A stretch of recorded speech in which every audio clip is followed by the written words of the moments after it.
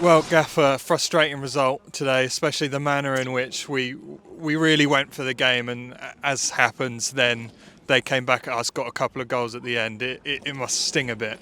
Yeah, it does. I mean, obviously the occasion is built up because it's a local-ish derby, and I thought both sets of fans were excellent. Plenty banter going back and forward, which is always good.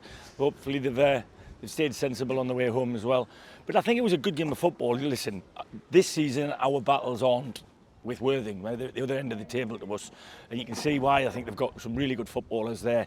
They've got a structure that's been in place for, I don't know, 4 or 5 seasons now down there, and Hinch has gone back, and I think they'll come very, very close, I think, to getting out of this division if they don't win the league. But yeah, it's one of them times. I think we went toe to toe with them for a long period in the game. It's a debate to be had, but we think we scored in the first half. I don't know, I haven't seen the video yet, but the lad who was there on the line says it was over the line. It didn't go in for us. That sort of rub of the green.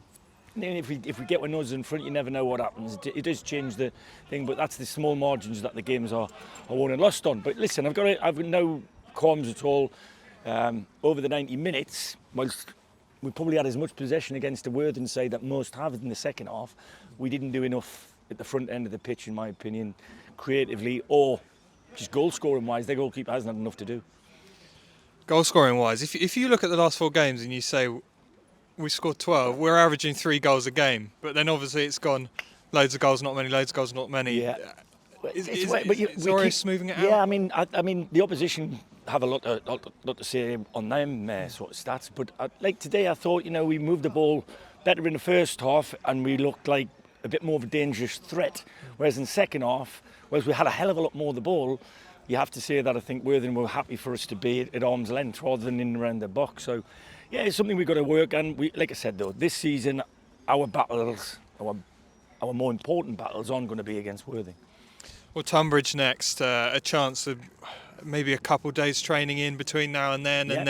and then a chance to make it right and score some more goals. Yep, the lads will rest now, and then we'll be in for the couple of days into the match. The games come thick and fast at this time. You've got to expect, it's a given that the lads have just got to handle themselves correctly between the games.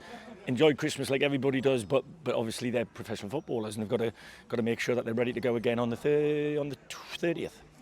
Well, just finally then, the fans, as you mentioned, were great today. That came out despite the freezing weather and cheered us on.